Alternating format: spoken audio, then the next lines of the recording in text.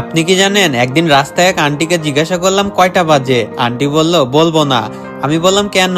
Aunty বলল আরেকদিন যে কোনো জায়গায় দেখা হলে জিজ্ঞাসা করবে তাই। আমি বললাম করতেই তো পারি।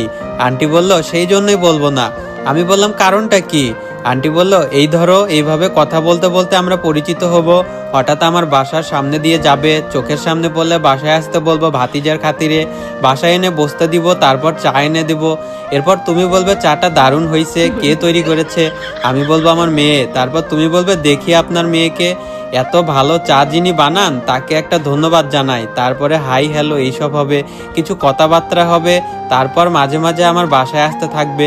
একসময় ভালোবাসা হবে, তোমার মিষ্টি কথায় আমার মেয়ে তোমার প্রেমেও পড়তে পারে। একসময় বিয়ের জন্য প্রস্তুত হবে, আমার কাছে আমার মেয়েকে চাইতে আসবে। তারপর আমার মেয়ে বলবে আম্মু রাজি হয়ে যাও। বলো তো আমি তখন কি চিন্তা করব? আমি বললাম বলেন শুনি কি চিন্তা করবেন? আন্টি বলল আমি এমন ছেলের সাথে মেয়ে বিয়ে দিব না যে একটা ঘড়িও কিনতে পারে না। এটা শোনা মাত্র তো আমি বেহুশ।